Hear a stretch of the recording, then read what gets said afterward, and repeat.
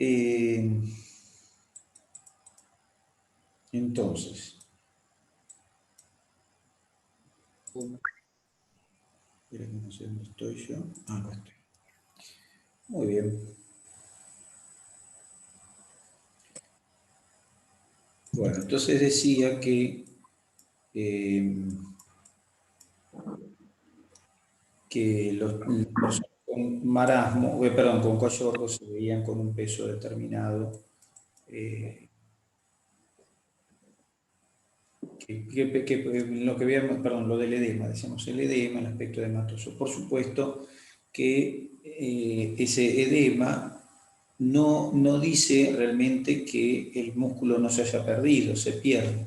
Y el hecho de que digamos que se pierde más la masa muscular en el marasmo no quiere decir que esta malnutrición proteica no tenga componente también marásmico, que es lo que suele suceder habitualmente. Realmente son combinaciones los cuadros, no es que, porque las personas que no consumen proteína generalmente vienen en un ámbito en que sus calorías también corren riesgo. De modo tal que no son una cosa igual que, no son dos cosas del todo separadas. Por otro lado, el cuerpo tampoco se para completamente. No es que la persona que tiene Kwashiorkor, entonces sus músculos están intactos, no, eso no sucede. Es decir, lo que se hace es buscar descripciones de cuadros en las cuales estos dos son extremos, pero que la mayoría de las veces vienen asociadas a las dos cosas, ¿no? Es muy difícil que una persona que tiene Kwashiorkor, no es muy difícil, pero digamos, es habitual que una persona que tiene Kwashiorkor tenga los mismos problemas que le traen ese Kwashiorkor, son los mismos que le generan un estado marásmico. Bueno, la cuestión es que esto, nada, vemos personas de estas características, alteraciones en la pigmentación, dijimos alteraciones en el hígado graso, o sea, el aumento del tamaño del hígado, y tenemos alteraciones en la inmunidad significativas, alteraciones inmunitarias significativas relacionadas principalmente por defectos en la respuesta inmunológica, en la respuesta inmunológica específica, especialmente en la respuesta inmunológica específica, tanto, eh, tanto humoral como celular. Eso hace que tengan una tendencia significativa a procesos infecciosos, que además los procesos infecciosos empeoran los cuadros porque los estados infecciosos, todos los cuadros infecciosos, generan un aumento del catabolismo general del organismo. Es decir, los procesos infecciosos son estados catabólicos, son estados de consumo. Es decir, el cuerpo consume más. Entonces, los estados infecciosos empeoran estos cuadros porque digamos, producen un aumento en la demanda, en el requerimiento de nutrientes, y eso empeora el estado, que generando como un círculo, ¿no? Empeora el estado, más infecciones, que empeoran el estado, que hacen más infecciones y así. Bueno, entonces, de hecho, estos cuadros infecciosos son muchas veces la causa de complicaciones mortales, es decir, las complicaciones esto vale para los dos, pero principalmente para Kwashiorkor, que es el estado más lábil de los dos. El estado más lábil, el de mayor facilidad de complicaciones, es el estado de Kwashiorkor. ¿Está bien? Bueno, entonces ahí tengo qué pasa con estos dos estados. Ahora, estos estados que nombramos Kwashiorkor y marasmo, se presentan de forma primaria o secundaria. Lo que describimos generalmente tiene que ver con lo primario, con falta de aporte, pero existen cuadros secundarios en los cuales hay síndromes, es decir, el conjunto de signos y síntomas de un tipo o de otro o mixtos. Los mixtos siempre van a ser mixtos, pero, por ejemplo, en relación a esto tenemos entonces cuadros de tipo marásmico y cuadros de tipo Kwashiorkor, ¿está bien? En distintos contextos clínicos o en distintas situaciones clínicas. En situaciones diferentes clínicas, por ejemplo,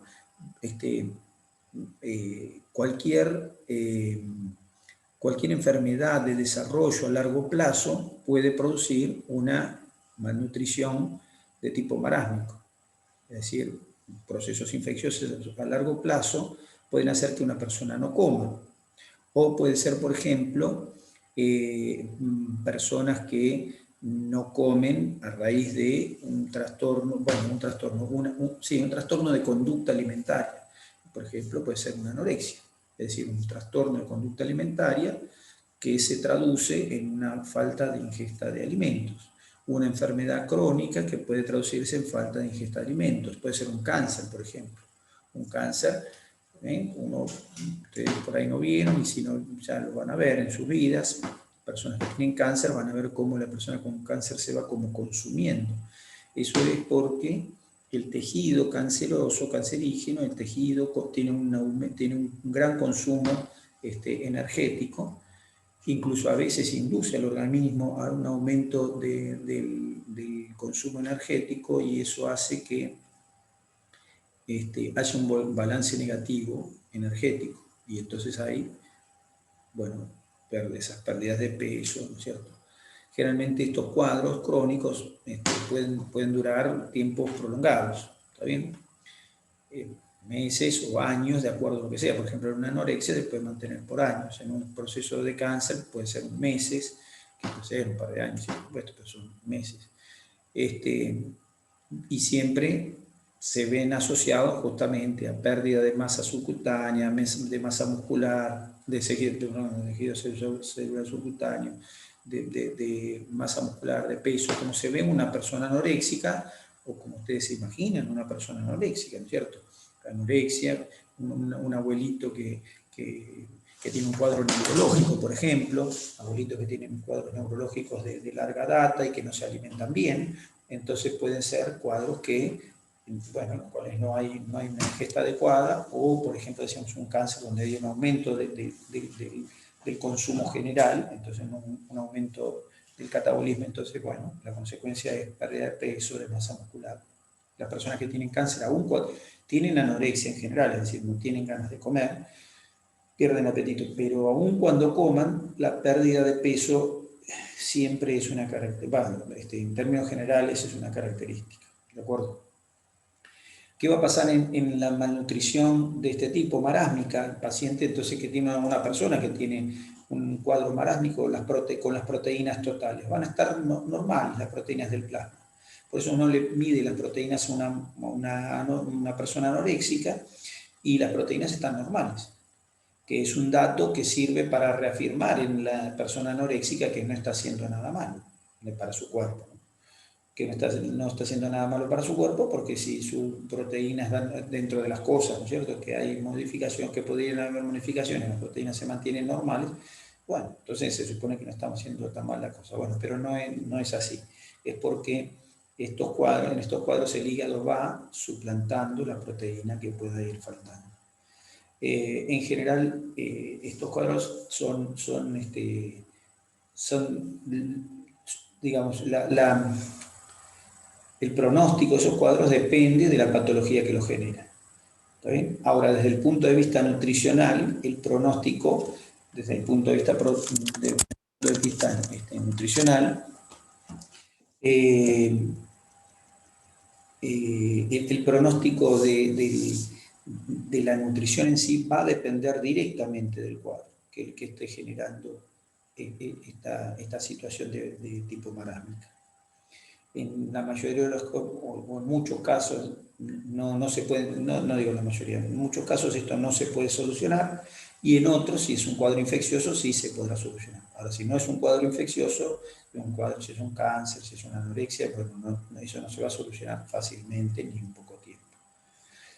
Y ese es un tipo de estado, síndromes de este estado. Y otros síndromes son los de tipo Kwashiorkor, en los cuales falta proteína. Y en ese caso puede pasar que haya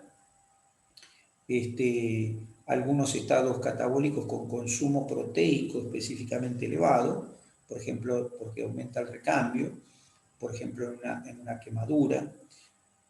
La quemadura es mixto, la quemadura es por aumento del recambio, pero podría ser un traumatismo por aumento del recambio. Entonces, en esos casos hay una mayor demanda de proteína que si no la suplimos, entonces pueden producirse déficits proteicos, o puede pasar que haya un mayor recambio por una mayor demanda porque hay una cirugía, entonces hay que recomponer tejidos y entonces el organismo necesita más de la proteína. O puede ser que haya una pérdida de proteína, es decir, una pérdida como por ejemplo una quemadura, como por ejemplo una insuficiencia renal, es decir, un cuadro en el cual, perdón, insuficiencia renal, sí, bueno, en realidad son síndromes nefróticos, no una insuficiencia renal, un síndrome nefrótico en el cual se pierde gran cantidad de proteína, y entonces, bueno, la pérdida de proteína o la pérdida de proteína por descamación intestinal, entonces pérdidas de proteína o aumentos de consumo de la proteína pueden ser, independientemente de que no consuma uno la proteína, pueden ser cuadros que lleven a malnutriciones de este tipo. En ese sentido,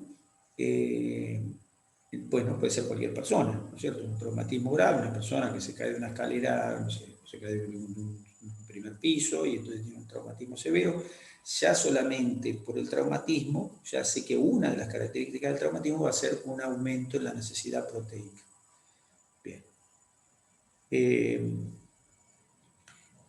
Entonces estos cuadros son diferentes de los otros respecto de cómo se presentan, de cómo se presentan y los causales de la situación.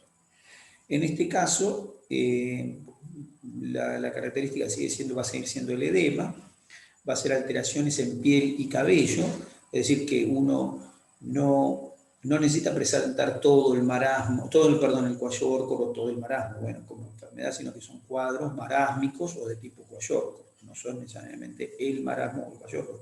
Esto siempre hay que tenerlo en cuenta, que encontrar marasmo solo como kwashiorkor, solo como kwashiorkor son extremos que tendríamos que ir para encontrarlos a ciertos lugares, pero que estas cosas son de todos los días, estos estados son de todos los días. Cuando una persona está normal y entra en un déficit proteico, su proteína puede, incluso su proteína muscular, puede mantenerse. O sea que puede haber estados de tipo kwashiorkor con proteína muscular conservada, a pesar de que no tuviera la proteína visceral. O sea, una persona normal que puede ser cualquiera de ustedes, por ejemplo. No tiene que ser una persona que...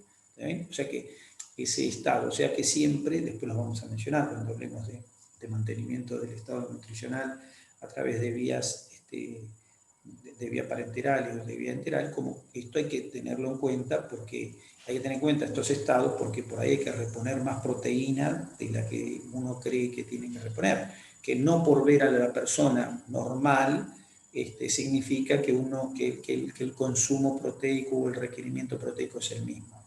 Entonces uno dice, bueno, sí, la persona la proteína que necesita, 15%, pero por ahí está necesitando más porque está en un estado tendiente a un kwashiorkor. Entonces, ¿por qué? Y porque ya sé que lo puede estar, ¿por qué? Porque tiene una sepsis, por ejemplo. Es un cuadro de una infección generalizada. En ese caso no una infección, no hay una infección puntual, sino una infección generalizada, un germen que circula por su sangre, eso le aumenta el catabolismo proteico, y entonces por ahí necesita más proteína, a pesar de que la persona se la vea normal como está ahí. O va a una cirugía y por ahí necesita mayor cantidad de proteína porque está reponiendo tejido, entonces el catabolismo proteico está aumentado. Entonces tener en cuenta que existen estos estados respecto de esas cosas. En estos casos, la forma más, o una forma interesante de acercarse a reconocer el cuadro es medirle, ¿qué le medirían a esta persona?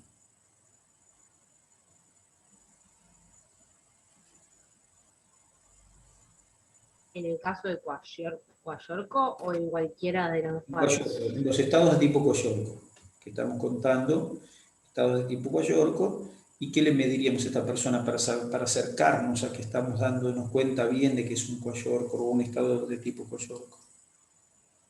Los ácidos grasos. No se me ocurre por qué. Las proteínas plasmáticas. Proteína del plasma, eso es lo que voy a medir, la proteína plasmática, porque de eso se trata este tipo de estados. Principalmente le mido la albúmina, ¿está bien? Le mido la proteína plasmática. Entonces esa persona me está mostrando con su proteína plasmática que tiene una desnutrición proteica. ¿Está bien? ¿Cómo más me lo iba a mostrar? Por eso le digo, ver el músculo normal puede estar, el aspecto normal o relativamente normal de la persona no indica que no esté con un estado de tipo Kwashiorkor. Me pasa una pregunta. ¿Cómo es que, a pesar de que falta un aporte de proteínas, se mantiene la masa esquelética? ¿Se mantiene qué? Se mantiene el músculo esquelético. Por lo que te decía antes, eso, bueno, quería que quedara claro, pero se ve que no quedó. Por esto que te digo, cuando vos tenés un aporte energético más o menos adecuado a tus necesidades, la proteína que recambias es poca. A pesar, yo les dije al principio, miren que la proteína siempre se recambia, listo. Tenés un recambio. Pero cuando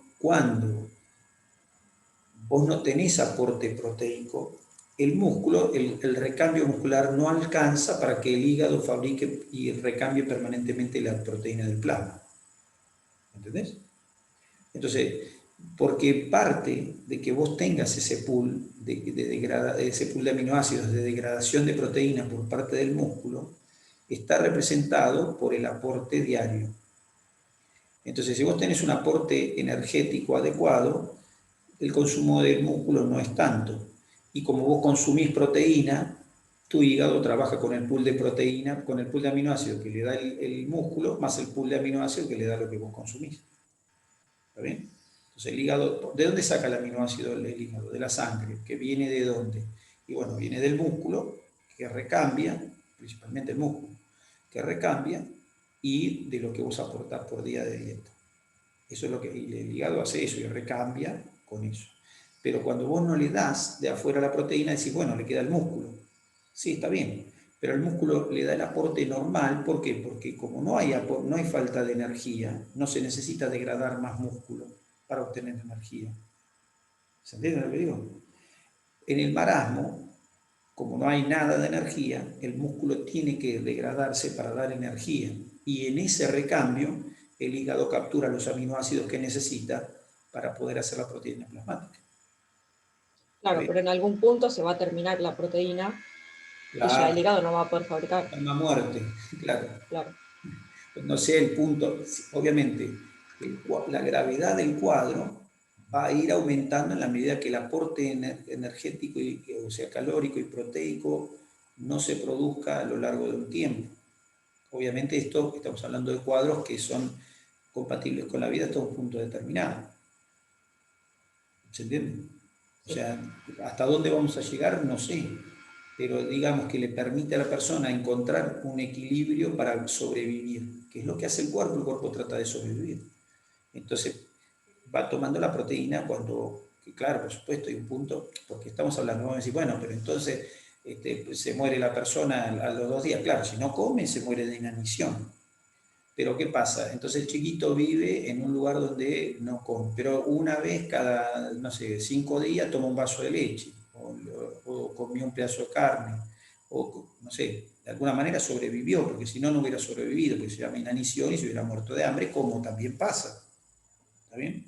O sea, los chiquitos se mueren de hambre o sobreviven. El que sobrevivió estuvo sometido a este tipo de situación. ¿Se entiende? Entonces, ¿y hasta dónde? Y no sé, hasta dónde aguante el cuerpo, no sé. Porque eso ahí ya no. Ahora, ¿cuáles son las consecuencias? Las consecuencias son ese chico, no sé, apático, irritable, que no se concentra, con pérdida de masa muscular, o sea, todo el cuadro ¿se entiende? Y ese es el cuadro que el chico lo va manteniendo como si fuera en un equilibrio, piqui, como si fuera andando, no sé, un auto que le falta una rueda completa y va piqui. Bueno, ¿y cuándo se va a caer el auto? Y no sé, mirá, ahí va andando. Por ahí cuando le falte otra rueda más, le falta la rueda, una adelante y una de atrás, y todavía ahí va, y cuando le falten 3 ruedas se caerá y listo. ¿Se entiende cómo es? Sí. Que estas descripciones son para los estados relacionados con el cuerpo sobreviviendo a estas situaciones. Cuando no pueden, no se pueden sobrevivir más. Pero, profe, sí. es que no me quedó claro una cosa porque dijiste que, digamos, una persona anoréxica si le medía la proteína plasmática le salía bien, que entiendo que es por las reservas en hígado, pero entonces, ¿cómo? Porque esa va a ser podría darle normal, sí, ¿qué me decías? O sea, Podría que llegar a porque estar esa alterado. sería la forma, porque esa sería la forma de medirlo si eso le podría llegar a dar normal. No, en la anoréxica no, porque la anoréxica es de tipo marásmico. Eso vale para los cuayórquicos, por llamarle de alguna manera, para los del cuayórco. Es decir, para el cuayórco evalúo la proteína plasmática. Para el marasmo no evalúo la proteína plasmática, sí, la evalúo, pero me da normal. ¿Está bien? Puede estar disminuida también, obviamente, no es una condición, por eso les digo, los estados no son del libro, pero la característica, lo que caracteriza el estado de Kwashiorkor es justamente la caída de la albúmina plasmática o de la proteína plasmática. Para la anorexia esa no es una característica porque podría estar con la proteína normal y tener un déficit calórico proteico total. ¿Se entiende lo que digo? Ahora sí, gracias. Perfecto. Y con respecto al pronóstico de los dos tipos de cuadros, ya sea de desnutrición primaria o secundaria, siempre el pronóstico del Kwashiorkor es el peor. O sea, el Kwashiorkor tiene mayor mortandad, mayor número de complicaciones y mortandad que el marasmo. Las dos cosas. Tiene mayor número de complicaciones, mayor número de muerte que el marasmo. Y bueno, eso es porque la función de las proteínas es decir, por ejemplo, se puede entender perfecto, no hay caída de proteína, pero también los lípidos no se pueden transportar, por ejemplo. No tengo, no sé, colesterol, fosfolípido para formar membranas plasmáticas de las células, porque la proteína no se puede transportar, porque no se puede solubilizar, porque no tengo lipoproteína. Entonces me pasan esas cosas. Yo tengo por ahí trastornos de coagulación porque no fabrico las proteínas de la coagulación.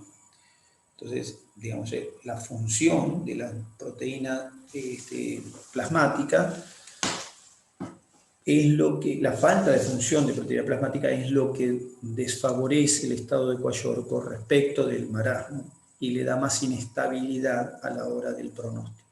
¿De acuerdo? Por supuesto, los dos, de bueno, no, ninguno. A lo mejor estaría que ninguno estuviera, o sea, que no hubiera ninguno de los dos, pero eso no es de lo que estamos hablando. Entonces, ¿qué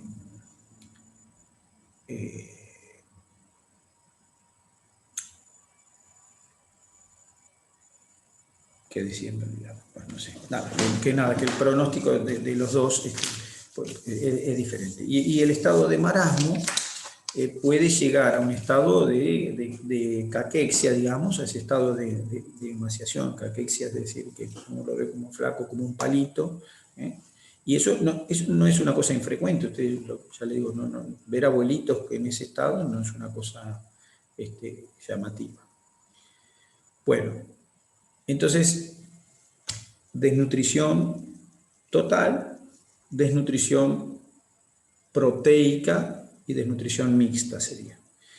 Y luego hablamos de carencias, de cuadros carenciales, es decir, cuadros carenciales que en general los cuadros carenciales vienen asociados obviamente a los cuadros generales, a estos cuadros generales que acabamos de describir. Difícilmente una persona que está comiendo nada, esté comiendo solo vitamina A, por ejemplo, o que esté comiendo solo vitamina B.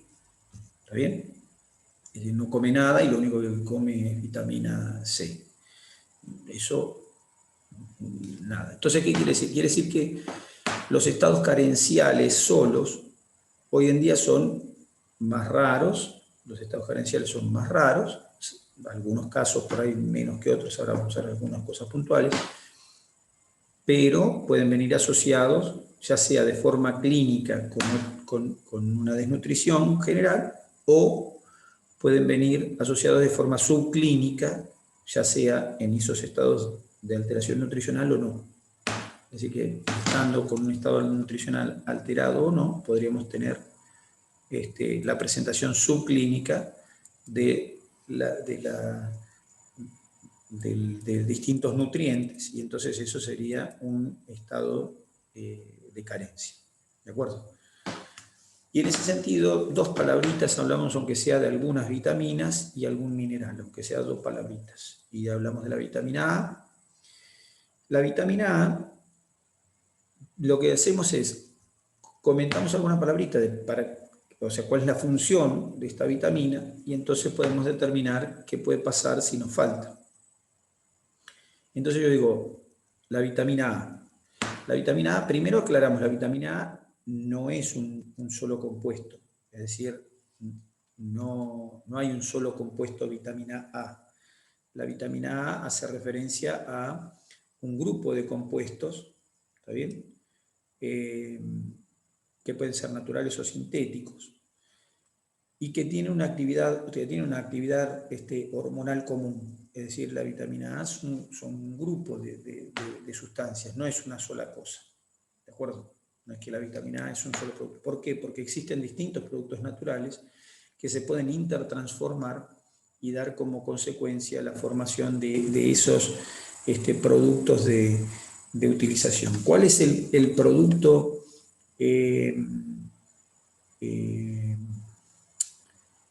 digamos, cuáles son el tipo de productos o el tipo de compuesto químico al que pertenecen las vitaminas A, o cuáles son los precursores de la vitamina A? Son los carotenos, ¿está bien? Los carotenos o carotenoides son los precursores de la vitamina A.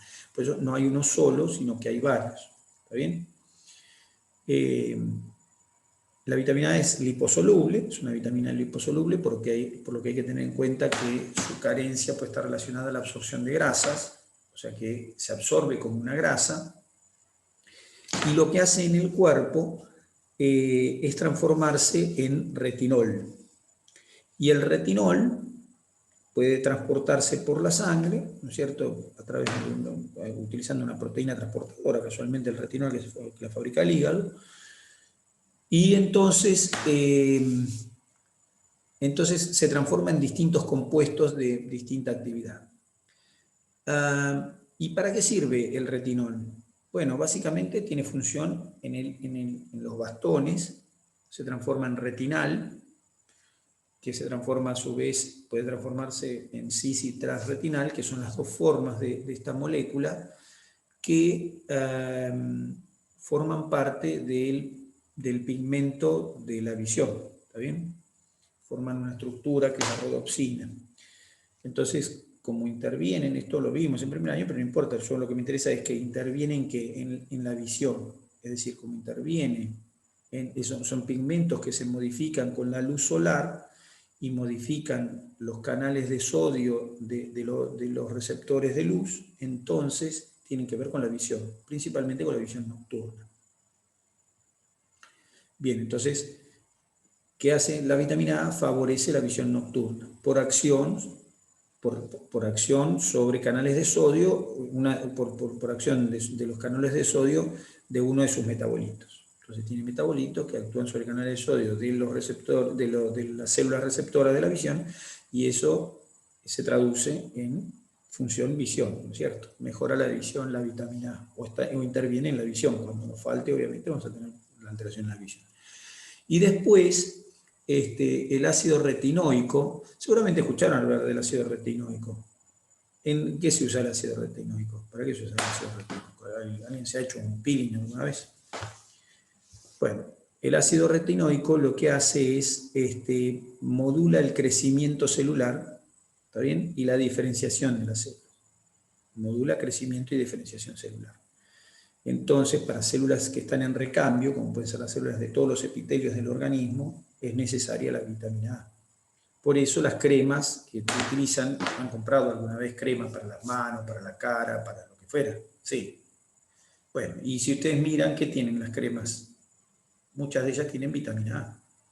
¿Y por qué tienen vitamina A? Porque la vitamina A se transforma en ácido retinoico que influye en la regulación del crecimiento y diferenciación de células, y como las células se diferencian y crecen cuando se replican, y como las células de los epitelios tienen esa característica, entonces actúa sobre las células epiteliales produciendo la replicación o manteniendo una replicación adecuada y una diferenciación adecuada.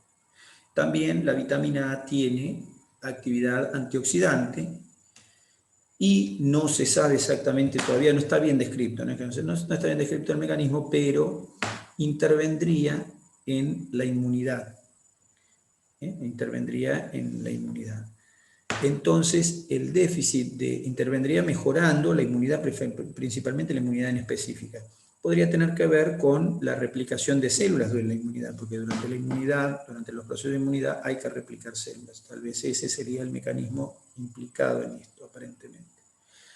Bueno, la cuestión es que entonces intervienen estas cosas. Cuando hay déficit de vitamina A, entonces hay déficit de retinol o retinoides, y cuando faltan esos retinoides, entonces tenemos alteraciones en la visión, ¿está bien? Alteraciones en la visión, principalmente en la visión nocturna. Tenemos alteraciones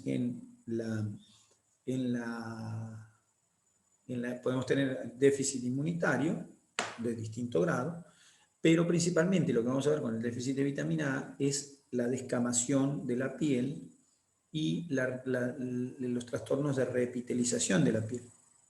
Es decir, es difícil reepitelizar si no hay vitamina A. La piel suele verse, cuando no tenemos vitamina A, suele verse descamable, suele verse más fina, suele verse con pérdida de elasticidad, características entonces a las que ayuda la vitamina A. Pasando, no entendí bien, ¿trastornos de qué? Dijiste trastornos, un nombre de la piel. Después de descamación de la piel, nombraste un trastorno, pero no escuché bien qué. No dije trastornos, dije que se adelgaza la piel, tiene dificultades en reepitelización. Eso, gracias. Bueno, una reepitelización. ¿Se entiende lo que significa? Reepitelizar. Claro, fabricar de nuevo el epitelio, no dice nada. Reepitelizar. Entonces,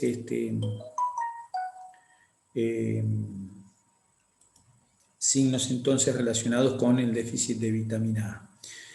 El déficit de vitamina A, decía, hay que relacionarlo con, se lo relaciona con la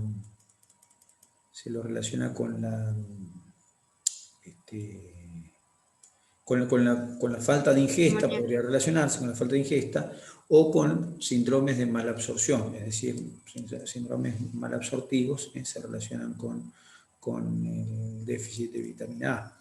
Malabsortivos relacionados, por ejemplo, con malabsorción general o con alteraciones en la secreción biliar. Es decir, si no hay secreción biliar, no hay emulsión, no hay emulsificación de las grasas, entonces es difícil reabsorber, es difícil absorber la vitamina A. Entonces, cualquier circunstancia en la que falte porque no hay aporte o que no se pueda absorber, entonces vamos a tener déficit de la vitamina A como vitamina liposoluble. Profe, Sí. en un déficit proteico también podría ser, porque no se podría fabricar la proteína transportadora de retinol. Por ejemplo, sí, podría haber, claro, cualquier circunstancia, nosotros decíamos cualquier desnutrición siempre se relaciona con esto, sí, exacto. O sea, la falta de transportador puede ser puede generar estas cosas que decimos, que por ahí lo que está faltando, por ahí una persona tiene el aporte de vitamina A, por ahí la persona tiene los niveles de vitamina A en sangre más o menos, pero no la está transportando bien porque su proteína transportadora no la fabrica de forma adecuada por X razón. Y entonces la persona por ahí no tiene un déficit de vitamina A visible, pero por ahí lo tiene igual. ¿Está bien? Esas cosas que decimos, ¿no es cierto? Está bien la aclaración esa para que podamos entender estas cosas que pasan, que pueden pasar. Es decir, nosotros a veces decimos, bueno, pero si yo tengo un aporte de vitamina A bárbaro. Bueno, pero puede pasar que a pesar del aporte, la vitamina no sea transportable. Ojo con las vitaminas liposolubles, porque las vitaminas liposolubles también son acumulables. Y también las acumulaciones de vitaminas liposolubles pueden ser dañinas. ¿Está bien? O sea, las vitaminas liposolubles en exceso producen cuadros de hipervitaminosis que son tóxicos también. Eso vale para, en términos generales, para todas las proteínas liposolubles, no solamente para la vitamina A. Me acuerdo cuando iba al secundario hicimos un trabajo al respecto, con la vitamina E. Con ratas hicimos, y las ratas se murieron por hipervitaminosis C.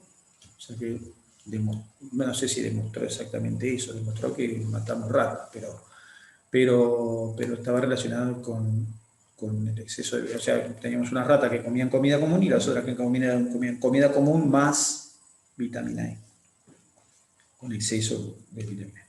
Bueno, entonces vitamina A. La vitamina E,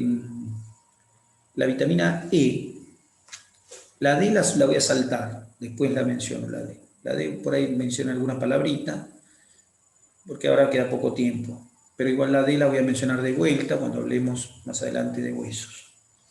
Pero la E, nada, el tocoferol, también no es un solo compuesto, sino que son una serie de compuestos con actividad de tocoferol. ¿Está bien? O sea que eso, cuando uno dice la vitamina tal, no siempre está hablando de una vitamina como compuesto único. ¿Está bien? Los tocoferoles, entonces, a los cuales llamamos entonces vitamina E, tienen actividad antioxidante. La vitamina E, entonces tiene actividad antioxidante. Pero puede haber déficit de vitamina E, por supuesto que puede haber déficit de vitamina E, como cosa rara puede llegar a pasar. Los déficits de vitamina E se relacionan con... porque lo que es la actividad antioxidante, el déficit de antioxidantes, de vitamina C, de vitamina A, de vitamina E, de selenio, los déficits de antioxidantes no los vemos como una patología específica. O sea, no es que faltan los antioxidantes y nosotros nos damos cuenta porque nos oxidamos. O sea, nos transformamos en individuos con óxido en la piel. No sucede eso. La vitamina E, cuando le faltan los antioxidantes no se ve eso, por eso la vitamina A no menciona nada en especial. Pero cuando nos falta la vitamina E puntualmente, hay alteraciones neurológicas, hay alteraciones degenerativas neurológicas. ¿Está bien? Hay degeneraciones medulares por déficit de vitamina E. Los mecanismos igual no están del todo explicados en la antioxidación. ¿Se entiende? No es que la antioxidación genera este tema de un proceso en la médula espinal específicamente. ¿Está bien? O sea que no tenemos el mecanismo por el cual sea la vitamina E la causa de la degeneración, no tenemos el camino por el cual la degeneración se produce. Pero sí sabemos que el déficit de vitamina E se relaciona con envejecimiento celular, pero eso no lo podemos, no tiene una sintomatología específica, y porque existen otros mecanismos de antioxidación, pero sí con degeneración, se dice espinocerebelosa, que en realidad es degeneración de células de la médula y algunas del cerebelo. Entonces eso es lo que se ve con déficit de vitamina E. Los déficits de vitamina E, lo mismo que la A, pueden producirse por déficit en el transporte de la vitamina E. La vitamina E se transporta en la sangre con las lipoproteínas. En lugar de utilizar la proteína transportadora de retinol, se transporta con las lipoproteínas. Así que los déficits de lipoproteínas pueden asociarse a esto. O sea, enfermedades como apolipoproteinemia, que son enfermedades que ustedes no van a ver, pero quiero decir que enfermedades en las cuales hay un déficit en el transporte de lipoproteínas pueden relacionarse con esto. Y si no, los déficits de absorción en términos generales. Por supuesto, siempre la falta de la ingesta, ¿no es cierto? ¿Está bien? Pero igualmente el déficit de vitamina E es bastante raro, o por lo menos evidenciablemente bastante raro. O sea, no hacemos diagnósticos de hipovitaminosis C en términos generales. Sí, va a haber que suplementarlo o complementarlo o agregarlo en un paciente que tiene un déficit calórico proteico dentro de su alimentación.